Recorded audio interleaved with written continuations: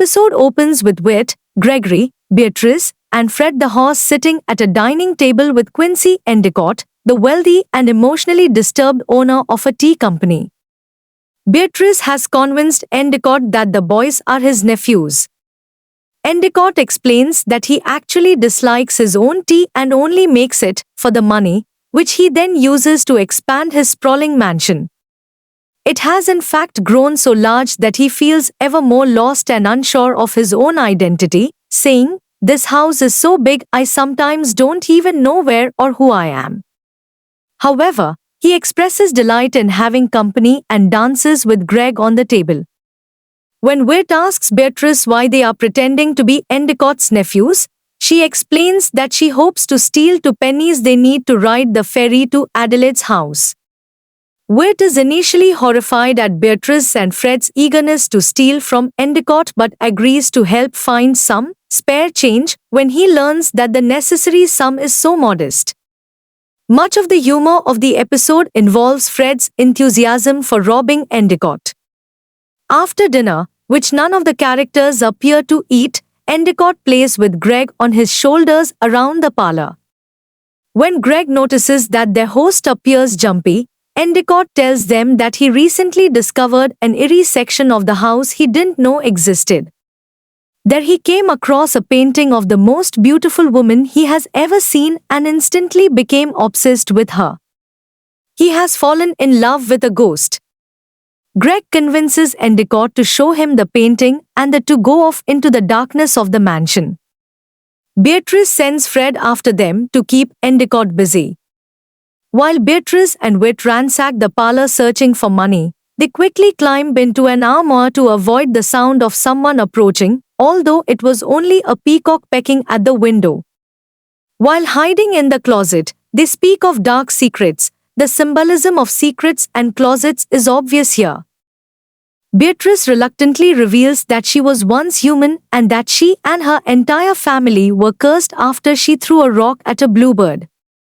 She explains that this is why she is going to see Adelaide and that she would do anything to fix the situation.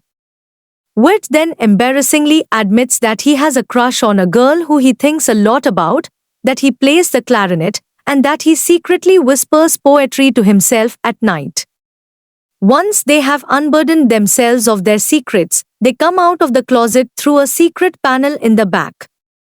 The small exit leads Wyatt and Beatrice through a fireplace into a new part of the mansion.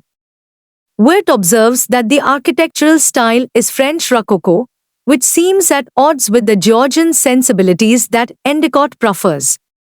At this point, Wyatt appears to have a sudden insight into Endicott's ghost. Meanwhile, as Endicott, Greg, and Fred travel through dark windowless halls, Endicott reveals that he is afraid that there is, in fact, no ghost and that he has lost his mind. Greg remains cheerful as always, saying that he is sure there is a ghost because he really wants to see one. They enter into the greenhouse where Endicott grows his Camellia sinensis plants for testing new teas. While enjoying the tranquility of the place, a white peacock bursts into the room through a window and screams at Endicott, causing him to dive for cover in terror. He soon recovers and explains that he raises prize-winning peacocks and that his obsession has led to neglecting to feed them. Greg then encourages Endicott onwards, who nervously says, "Heave-ho! Into the abyss, never to return." When they enter the bedroom with the portrait, Endicott reveres the woman in the painting and Greg is disappointed that he sees no ghosts. Greg then notices a suspicious mess in one corner of the room. Fred suggests that it appears as if a violent struggle occurred.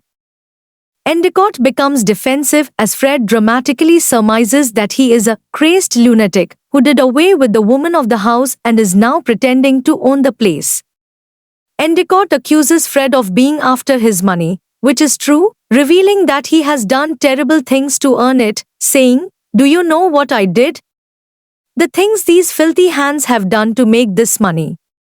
Suddenly, Endicott hears approaching footsteps and hides behind the bed in horror, exclaiming that the ghost has come for me. When he sees the woman in the painting at the doorway, they both faint. After Whit and Greg help the two awaken, it is revealed that they both thought the other was a ghost. After they both claim ownership of the Camellia Garden, Endicott learns that the woman is in fact Margaret Gray, the owner of Endicott's primary competition in the tea business.